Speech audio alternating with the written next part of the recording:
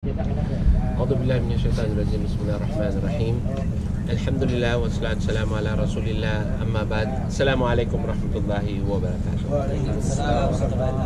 Magandang gabi sa inyong lahat, mga kapatid sa panampalatayang Islam.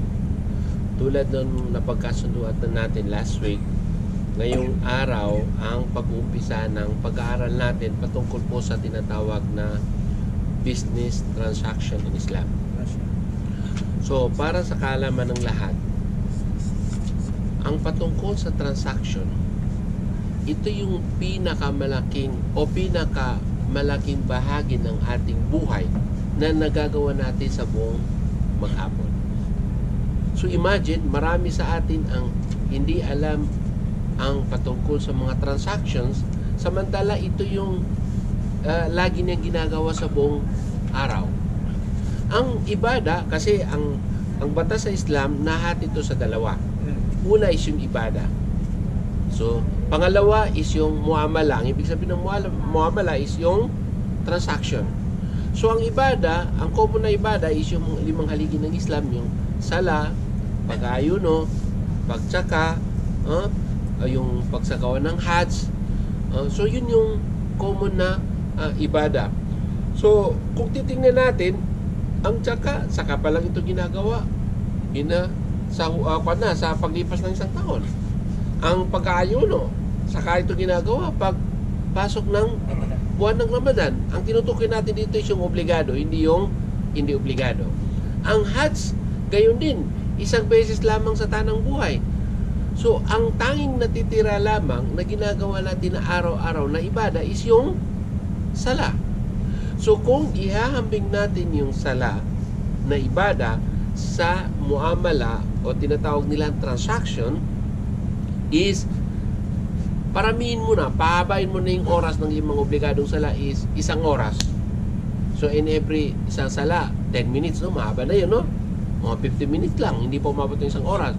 So, yung 23 hours na ginagawa natin sa buong maghapon at buong araw, sabihin natin, is may tuturing na muamala, transaction.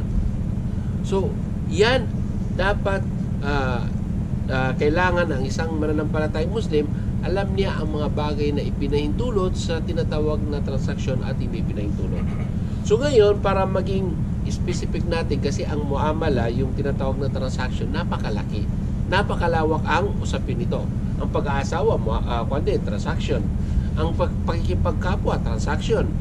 Ang tawag doon, ang ugnayan ng bansa sa tao, transaction din. Ang ugnayan ng bansa sa bansa, ang politics, transaction.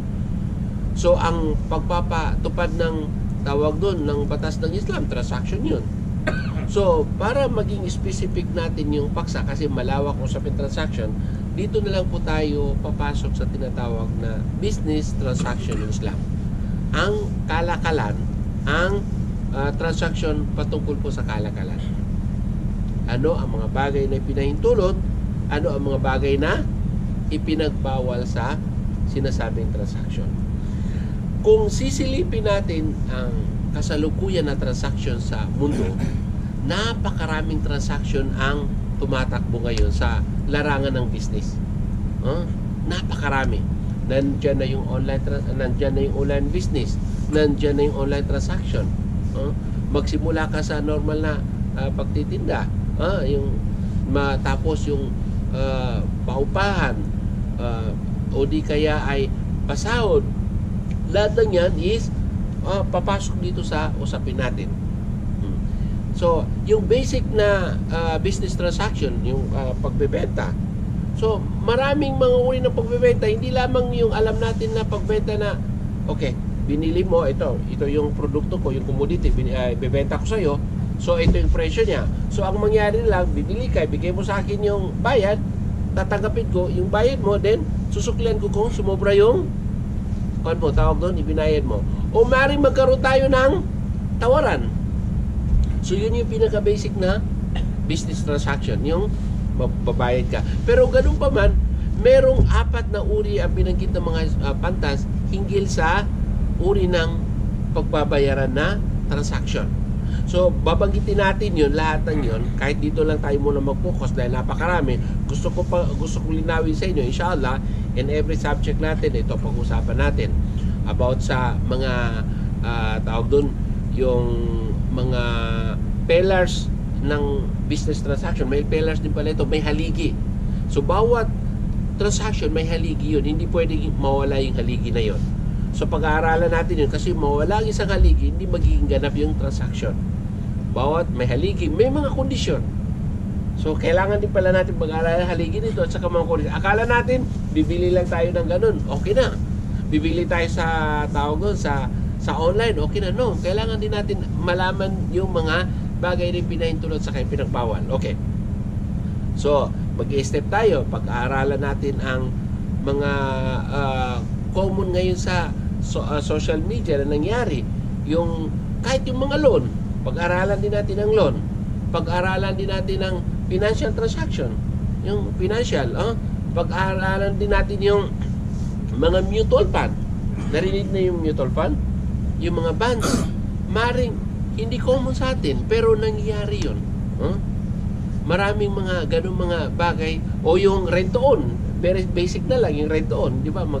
Rent-to-own. Marami pa rin hindi nakakalam kung anong batas ng rent-to-own. Pwede ba ito? Hindi po pwede. So, mga basic yan ng mga aralin sa Islam. O di kaya yung mga tinatawag nilang riba. Pag kailangan mapag-aralan mo rin yung riba kasi baka nag-ipag-transaction ka na pala is pasok pala sa riba yung transaction mo. So, kailangan maiwasan natin yun. Usaping riba, ito yung usapin na marami sa mga tao, lalo tigit yung mga normal na tao, yung mga karami sa mga tao, hindi nila alam ito. Kahit nga yung ibang mga ngaral, nahihirapan pa rin dito sa tinatawag na riba. So, inshallah, sikapin natin na may paliwanag ito sa pinakasimpleng pamamaraan na maunawa ng lahat. Pinakasimpleng pamamaraan. Yung nahihirapan tayong unawain, ano bang ibig sabihin ng riba? Bakit pumasok yung riba sa bagay na yon? Halimbawa, katulad na lang ng layaway, yung pagbenta ng hulug-hulugan na ginto. Bakit may riba doon? Bakit yung paksanla may riba? Paano ba nangyari yun? Kasi yung ibang mga nagpapaliwanag, sinabing riba, pero hindi rin alam ng mga tao anong ibig sabihin ng riba.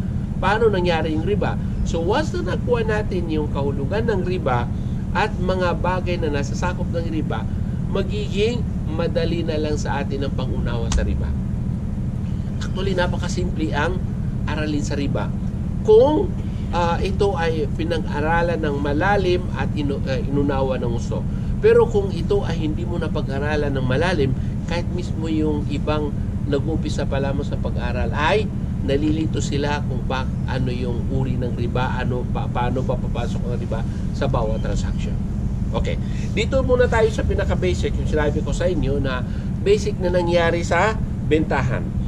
So, merong ditong uri ng bentahan na kung saan binanggit dito yung tawag doon, yung uri ng pagbebenta. Example na lang is yung tinatawag na by al-mukayada. It's Arabic ito, pero isasalin natin sa wikang Pilipino. Nang ibig sabihin ng bayul mukayada is ito yung palitan ng item